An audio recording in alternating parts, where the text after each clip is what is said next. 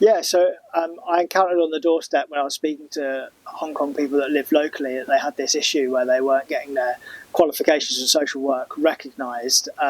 But as a local councillor, I was also aware that we had lots of vacancies available for social work. So I approached the council. Yeah, so when I was outdoor knocking in the local community, I met some Hong Kongers that were social workers but failed to get their qualifications recognised here in the UK. I was also aware that we had vacancies for social workers, so I approached our local council to see what could be done. And what they've come up with is an internship scheme, which is going to allow some of the Hong Kongers to get some practical experience under supervision of our social work managers, alongside doing an education course at Kingston University, which will hopefully allow them to have their qualifications here recognised here in the So part of the problem has been just having their existing qualifications recognised.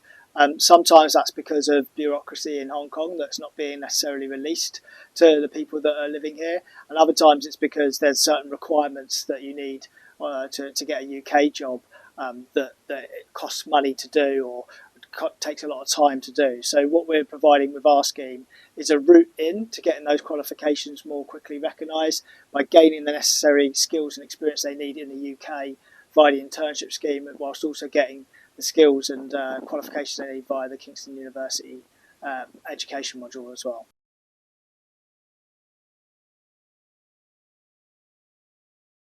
Yes, absolutely. I mean, once we get all of the learnings from this programme, I know that it's been very popular already. I'm hearing lots of applications have come in for this programme.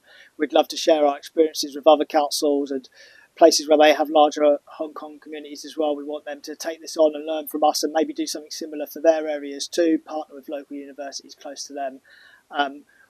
It'll be all councils across London and England actually as a whole that will have vacancies for social worker roles. So if we've got people that are willing and able and have the skills to do it, we should be looking for ways to get them into that work. Yeah, the Liberal Democrats have been real long-term supporters of the Hong Kong community, even way back in the early 90s when we were first discussing the rights of Hong Kongers as we transitioned towards the new system. It was a leader of the Liberal Democrats then, Paddy Ashdown, who was fighting very hard for the rights of Hong Kongers. So this is a continuation of that.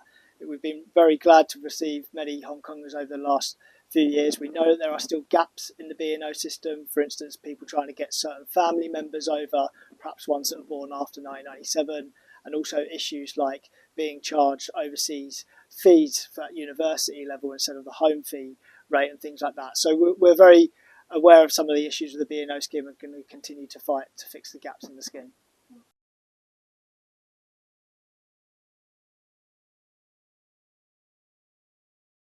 Well, what I would say to people is if they are in a different category of or different sector and they feel like they need that support and there might be more people to come forward to my office, they can always find my email online and we'll see if we can get a similar programme running.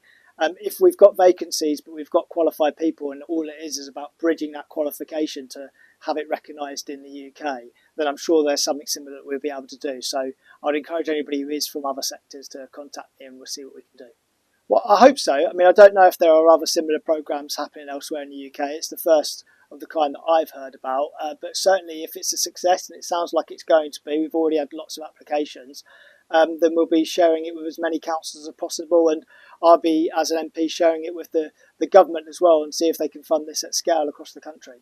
Yeah, I mean, an issue all the time is funding, right? And so we did actually try to set up a programme similar to this a little bit longer ago, but we failed to secure the funding we needed. We've now got in place for this smaller programme, but if that's a success, then that gives us the opportunity to go to other people that can fund it more at a bigger scale to say, look, this works. We've tried it with this small group. We now want to do it to a bigger group. We want to do it with more sectors as well, and hopefully we can build programmes from there.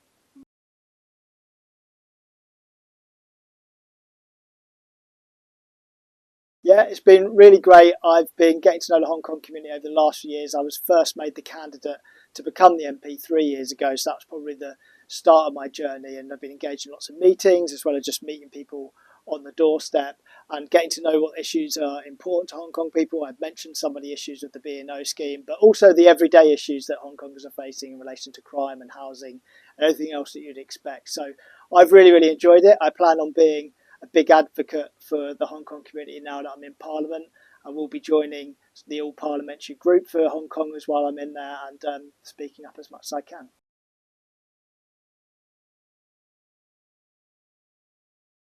It's important to note, first and foremost, that there isn't one single UK regulator for social work. There's 4 different ones based on the England, Wales, Scotland and Northern Ireland. So in respect of England only, our regulator is Social Work England.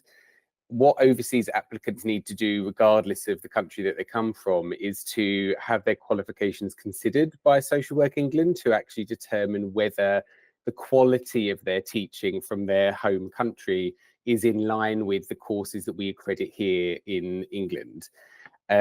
Once they've submitted that application, the regulator considers if you need to have a period of updating skills and knowledge linked to what we call continuous professional development here in the UK. And that is determinant on whether you need a period of kind of supervised practice hours or formal study. Some of the challenges that there can be with making that application is that supervised practice hours have to come from a social worker, with a senior social worker from a certain level of expertise and experience, and that's often only possible via local authorities. And there are various pressures upon local authorities which can make that a little difficult for us to supply alongside our obligations to students. And then there can be some difficulties with exactly what constitutes formal study, because not every university aligned course is the same as the other. So there are a few technical issues that they will encounter there. So I haven't got the numbers in front of me around how many Hong Kongers have moved into Sutton, but we know that Hong Kongers have been attracted by Sutton as a place.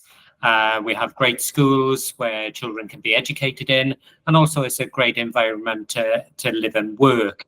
And with that, we've seen our community sort of develop with Hong Kongers coming into Sutton, and what we're hoping to achieve is a workforce that is as diverse as our community.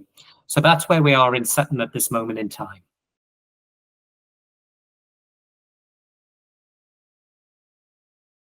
We was approached by the Hong Kong community who showcased to us the number of Hong Kongers moving into the UK with a social work qualification, but there was a challenge in getting registered within the UK. And we felt that we needed to hear more about this because we've got a shortage of social workers in Sutton like we do nationally. They're hard to recruit to posts. And we're not experts in Hong Kong social work training.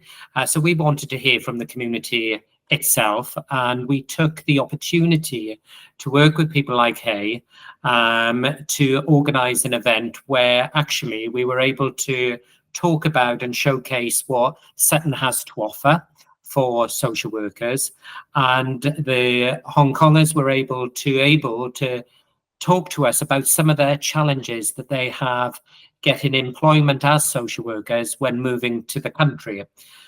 And we didn't have any set sort of idea around what program we needed to develop, whether or not it would be coming in straight away as qualified social workers into qualified social work posts, or whether or not it needed to be for some other route. And we had some deliberations behind the scenes, and it's taken a few months to come up with the internship idea. And the reason it's taken that amount of time is that we wanted to do things right. We wanted to do things in a supportive way, hence we've linked in with our local university. And also we didn't want to set people up to fail, because doing a 5-day internship program could be challenging, as well as university study, as well as some reflection sort of time for the individuals on their course. And we felt that the internship was an innovative way, really, where it struck the right balance around the commitment that was required from those applying for the internship. It was long enough that people may be able to financially support themselves for the duration of the internship, but also give them that real opportunity that if they were able to succeed in the internship, it would lead to a guaranteed interview that would hopefully, subject to the outcome of that interview, lead to permanent employment.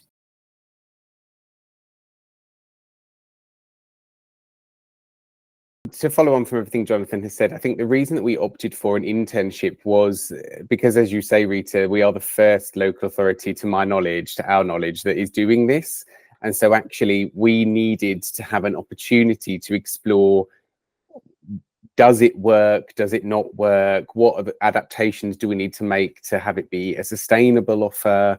So we felt it was a safe option for all parties, for us to really have that flexibility, and for the community to have the opportunity to really to test it out, really, and to make sure that we're ultimately putting the right support in place, because, as Jonathan has said, we really don't want to set people up to fail. In Sutton, as well as a lot of other councils, we're very adept at recruiting internationally, and the sector overall recognises that there is a lot more that could be done to support people that we're recruiting internationally. And so this is quite an interesting community to work with, because we aren't recruiting them internationally, but we recognise that's been the route via which they've come to the United Kingdom. So we're trying to be creative and innovative with this cohort to ultimately see what else are provisions that we could build out for others, perhaps in times to come. So I'm happy to come in on that, Jonathan, if you'd like. So the way that we have structured our internship programme is largely based upon a community engagement event that we did in May, I believe, because we had various assumptions about what we felt might be beneficial. We ultimately met several times with Hay, and we discussed some research that his organisation has done alongside Durham University about what this cohort of persons are likely to need. But then when we did a community engagement event to hear from the community themselves, largely what came out of it was that those that attended were a very experienced bunch, but there wasn't a great deal of confidence to work within this context. So to work with particular issues and how they present in the UK, to know the exact needs of the community, the legislative demands, ultimately the differences between what statutory work looks like in Hong Kong and what statutory work looks like here in England. So we structured our internship around trying to give as much support to build people's confidence. So ultimately, the thing that Sutton is doing is that we have created a dedicated kind of team manager post that their sole job will be to support these interns that we take on during the life of the internship. So there's a dedicated manager, dedicated caseload of work, a dedicated university course that we've collaboratively developed with Kingston University to really provide that wraparound support, and to make sure that we meet our business needs as well.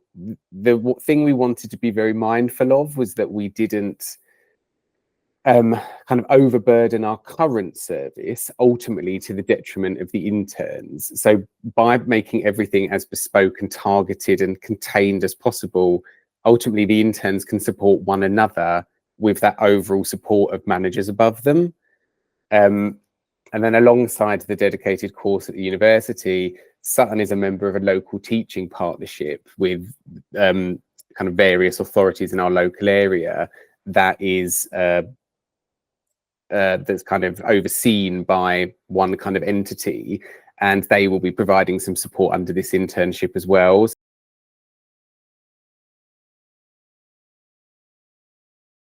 I think like any program, especially within the public sector, we're all wanting to have a permanent workforce, especially where there's shortages of certain professions.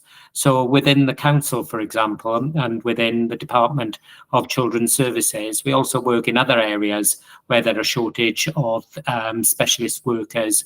So thinking about working with children with special educational needs and the shortage in therapies, and therapists that we have locally and nationally is certainly a model that could be replicated